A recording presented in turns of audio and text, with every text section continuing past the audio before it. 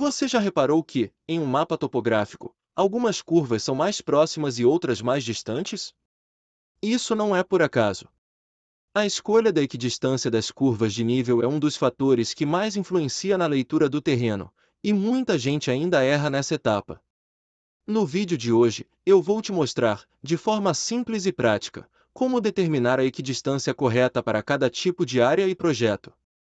Seja você iniciante, estudante ou profissional experiente, entender esse conceito faz toda a diferença na hora de representar o relevo com precisão. Então já deixa o like, se inscreve no canal Engelmax Topografia, e vamos direto ao conteúdo. Curvas de nível. Como determinar a equidistância correta? As curvas de nível são uma das representações mais importantes da topografia. Elas traduzem o relevo do terreno em linhas que conectam pontos de mesma altitude, permitindo que o projetista visualize a forma da superfície mesmo sem estar no local. Mas para que essas curvas sejam úteis e precisas, existe um elemento fundamental, a equidistância. Determinar corretamente essa distância vertical entre uma curva e outra é o que garante que o mapa seja legível, técnico e adequado para cada tipo de obra. Quando falamos em equidistância, estamos falando da diferença de altitude entre curvas adjacentes.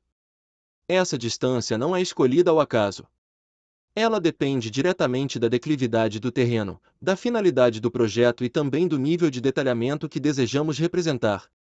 Se a equidistância é muito grande, o mapa fica pobre em informações; se é muito pequena, o desenho fica sobrecarregado, difícil de interpretar e pode até prejudicar a análise do engenheiro ou do técnico. A primeira coisa que o topógrafo analisa para definir a equidistância correta é o tipo de terreno. Em áreas muito planas, por exemplo, se a equidistância for grande demais, todas as curvas vão parecer estar quase no mesmo nível. Isso cria a falsa impressão de que o terreno é absolutamente plano, o que raramente é verdade. Por isso, em terrenos com pouca variação altimétrica, é comum adotar equidistâncias pequenas, como 0,25 metros, 0,50 metros ou 1 metro, permitindo enxergar até pequenas ondulações no solo. Já em terrenos muito acidentados, o cenário é o oposto. Se o profissional tentar usar uma equidistância muito pequena, surgirá uma enorme quantidade de curvas, sobrepostas e apertadas, dificultando a leitura e prejudicando a compreensão do relevo. Nessas situações, equidistâncias maiores, como 2 metros, 5 metros ou até 10 metros, geram representações mais limpas e fáceis de interpretar, sem perder a fidelidade técnica que o mapa precisa ter. Outro ponto essencial para determinar a equidistância correta é o tipo de projeto que será desenvolvido. Para obras de terraplenagem, loteamentos e projetos urbanísticos, muitas vezes é necessário trabalhar com curvas de nível mais detalhadas, pois os cortes e aterros dependem de precisão milimétrica. Já para levantamentos de grandes áreas, estudos ambientais ou representações regionais, equidistâncias maiores são suficientes, já que o foco está no comportamento geral do relevo, e não em detalhes muito finos. Mas como o topógrafo decide, na prática, qual equidistância utilizar? Geralmente o processo começa com a análise da variação altimétrica total da área. Isso é feito a partir do levantamento topográfico planialtimétrico, usando estação total, níveis ou receptores GNSS-RTK. Depois, o profissional observa a declividade média e os pontos mais altos e mais baixos. A partir disso, ele escolhe uma equidistância que permita que as curvas não fiquem nem distantes demais, nem comprimidas em excesso. Existe também a orientação de que a equidistância deve ser um número simples, inteiro ou decimal fácil de interpretar. Isso facilita tanto o desenho quanto a leitura e a interpolação de pontos.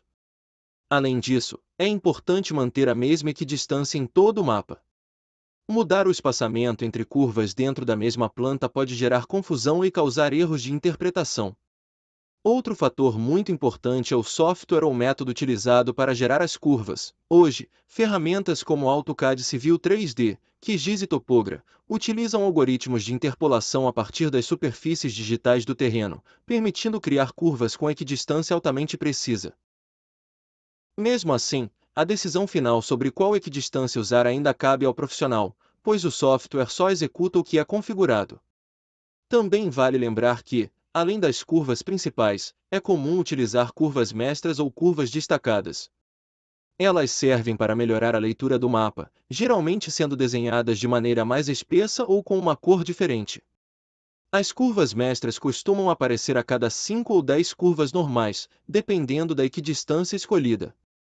Isso ajuda a identificar rapidamente trechos mais elevados ou depressões mais profundas do relevo. Por fim, determinar a equidistância correta é uma arte que combina técnica, experiência e propósito. Não existe uma única equidistância ideal para todos os terrenos. O topógrafo precisa interpretar o relevo, considerar a finalidade da planta, usar critérios técnicos e ainda prever como o usuário final, seja engenheiro, arquiteto ou projetista, vai interpretar aquele documento. Quando tudo isso é feito de forma equilibrada, as curvas de nível se tornam uma poderosa ferramenta de decisão, garantindo segurança, eficiência e qualidade no projeto. Seja para planejar uma estrada, projetar um loteamento, calcular volumes de corte e aterro ou simplesmente entender o comportamento do terreno, a equidistância das curvas de nível é o que transforma um mapa comum em uma representação técnica realmente útil. E é por isso que definir essa distância com precisão é um dos passos mais importantes no processo de topografia. E é isso! Agora você já sabe como determinar a equidistância correta das curvas de nível e como essa escolha influencia diretamente na precisão dos seus projetos topográficos. Esse é um daqueles detalhes que diferenciam o levantamento comum de um trabalho realmente profissional.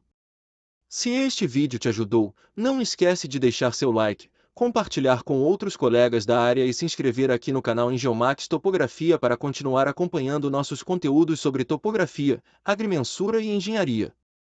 Obrigado por assistir, um grande abraço, e nos vemos no próximo vídeo, tchau!